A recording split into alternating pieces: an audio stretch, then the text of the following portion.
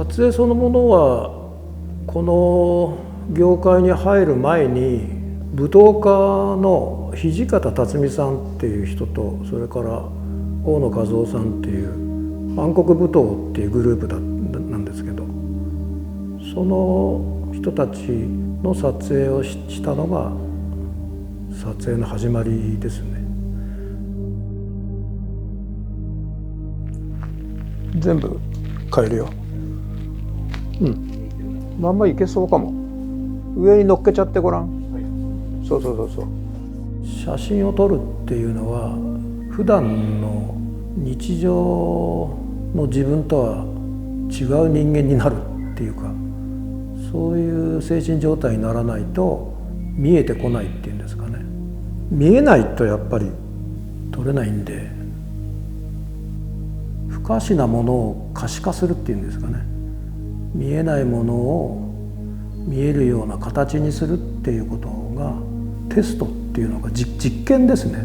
テストっていうよりは実験するっていうことが自分の写真だと思うんだけ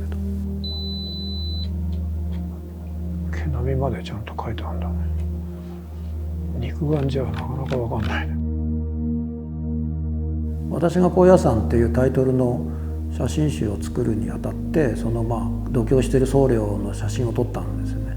それを見た住職が私の部屋に来て、その障壁画を見ないかっていうふうに誘われたのがきっかけですね。で見に行ったら、丸山応挙とそれからその一門13人が全員で13室の大乗寺の客殿の障壁画を描いていたっていう、それを見て、これは面白いっていうふうに思ったんですね。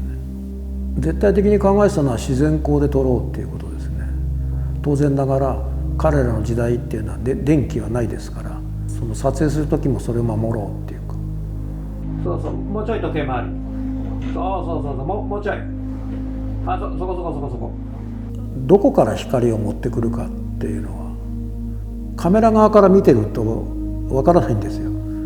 被写体の方に行って振り返らないとどこからどういうふうに光が来てるかっていうのはわからないんで、確認の作業が多かったですよね。GFX102 の第一印象は、形が思ってたよりコンパクトだなっていうのが第一印象ですね。驚いたのはオートフォーカスの性能ですね。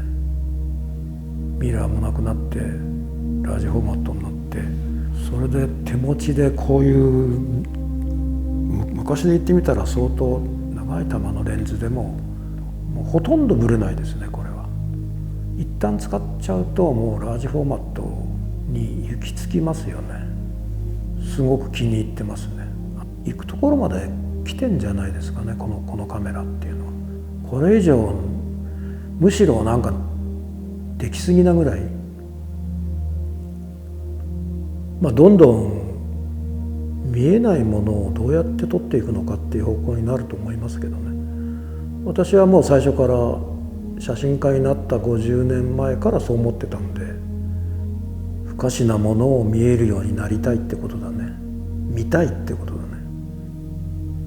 見てみたいってことなのかな。見てみたいっていう気持ちが形に現れるっていうことが私の場合の写真だと思うけど。